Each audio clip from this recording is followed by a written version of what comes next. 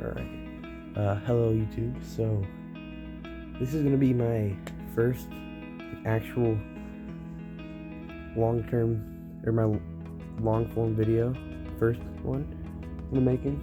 I'm gonna be showing you some of my favorite books, and I'll give you a little short summary on each of them, so you know what they're about. See if you like them or not.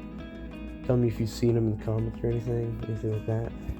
So the first book is actually a 3-book series. It's called Greystone Secrets. The first one is called The Strangers. Okay. Yeah, the first one's called The Strangers, and then there is The Deceivers, and then The Messengers. So this is basically about, like, in this one there's like 2 alternate worlds. Their mom goes on some work trip, but really she's trying to leave to like save the world they're living in from the other world. And so the kids, the main family originally lived in that world, but they moved to the other one. So now the other world's like trying to capture and kill their mom or something, or capture their mom. And in the first book they have to like save their mom because she did get captured by them.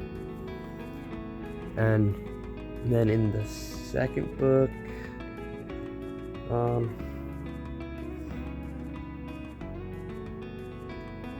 trying to think. I can't remember what the second book's about.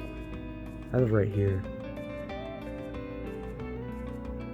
Oh yeah, they have to go to the other world, and they have to like try and save all the other people. They gotta like tell everybody like how bad that world is, and to not follow their leaders. And the third one, probably the best one in my opinion. They have a couple new characters, and all the worlds, it's like alternate versions of one world. Like say I was in one world, the other world would have like an alternate version of me, and they would have an alternate version of you in the other world too. And so in the third book, there's a character named Chess.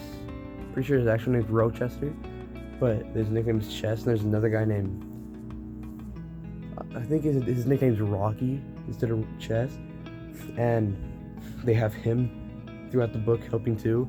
And then there's like stadium at the end, this big stuff. It's pretty good. So the next one is going to be called City Spies by James Ponti. It's an Edgar Award-winning author, and it's like spies have to like spy on stuff to help the government or whatever. Main character is a hacker. She's a foster kid, and your mom's like a British spy. I read this book a while ago, so I don't remember what it's about.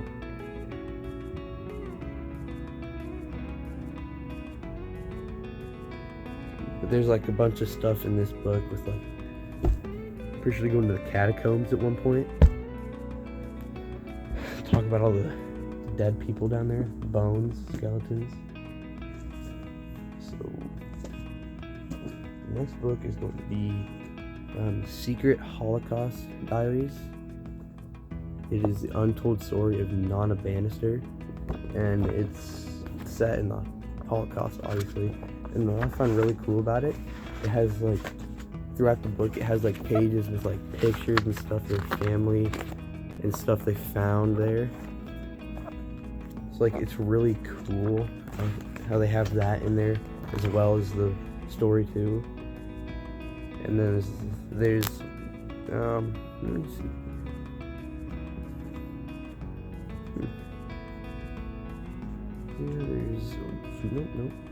Yeah, there's 287 pages.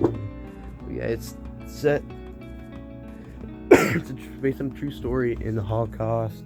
This girl trying to survive and stuff. It's pretty good. Or this is the only spot that has the stuff in it, I'm pretty sure. That's the only spot that has like the pictures and stuff in it. Next one is going to be Prisoner of War by Michael P. Spradlin. It's a novel of World War II. So this guy, his name's Henry Forrest. He lies about his age so he can join the Marines, and he shipped off to the Philippines, and the Japanese invade while he's there, and the U.S. forces surrender, so he's a prisoner of war. He goes from like, they put him on a ship, he's a prison there, and then they go to like some city, and that's where he stays that time. It also talks about how they had to walk like miles and miles and stuff like that. That's the cover showing right there. So it's a pretty good book, I'd say. Check it out. Next one is Caterpillar Summer by Gillian McDunn. So this one, it's a bit of a ramp down from the war movies, they're the World War II books, but it's like the family's like struggling. Cat's the glue holding her family together. If her little brother Chicken, her name is Chicken. Her little brother, her name is Caterpillar. He's Chicken. Weird names. If her little brother Chicken has a meltdown, she knows just how to calm him, whether it's scratching his back or reading him his favorite book. With their mom working extra hard after their dad's death, Cat is struggling to keep everything afloat. The Cat and Chicken are sent to spend the summer on Gingerbread Island with the grandparents they never met. She suddenly has space to be a kid again. Might even be a chance for Cat to bring her fractured family back together. So it's kind of like about this girl trying to like bring her family back together, kind of, or just learn that not everything about life is like super bad. And then the next one, this is called Aristotle and Dante Discover the Secrets of the Universe, and it's honestly a way better book than I thought it would. Dante can swim, Ari can't. Dante is articulate and self-assured. Ari has a hard time with words and suffers from self-doubt. Dante gets lost in poetry and art. Ari gets lost in thoughts of his older brother who's in prison. Dante is fair-skinned. Ari's features are much darker. It seems that a boy like Dante with his open and unique perspective on life would be the last person to break down the walls that Ari has built around himself. But against all odds, when Ari and Dante meet, they develop a special bond that will teach the most important truths of their lives, help to find the people they want to be, but there are big hurdles in their way, and only by believing in each other and the power of their friendship can Ari and Dante emerge stronger on the other side. So this one, it's just like two friends trying to figure themselves out. I'm pretty sure towards the end, like they try to hide. Pretty sure they're both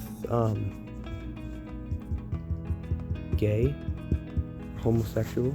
So they're both trying to like hide that throughout the book. And at the end, they finally admit it to each other, and like they finally understand each other better. But honestly, it's like a way better book than I thought it would be. My mom got it for me, and she told me to read it, so I just read it because I had nothing else to read, and I actually started getting invested in it. It's pretty good. So and there is also a second book called Aristotle and Dante Dive into the Waters of the World, and I have not had that one either, so I have no idea if it's good or not. Oh, and this City Spies book, it has like 4 or 5 other books to go along with it. I just don't have any of them. I've asked for them. I haven't gotten them yet. And then the final book is called The Devil's Arithmetic. It is another Holocaust book, or World War II book. It's like in a Jewish household. It's a true story, I'm pretty sure. It might be. So Hannah's tired of holiday gatherings. All her family ever talks about is the past. In fact, it seems to her that's what they do every Jewish holiday. This year's Passover Seder will be different. Hannah will be mysteriously transported into the past. and only she knows the unspeakable horrors that await. So take place more modern, like the start of it, but then somehow she like goes back in time and has to witness the horrors of the Holocaust. And I don't really get the point of it, but it's a really good book, and I would highly recommend this book. It is by Jane Yolen, and there's also she also has another book, Mapping the Bones. I don't think it's related to this one any, but it seems to be a good book too. It's by the same person, and I really suggest both of those. Alright, so those are just some of my favorite books. I have plenty more to show you. Those are just the ones I chose because I have a bunch of books over here on my bed. I have more. So yeah, I will see you guys in the next video. Peace out.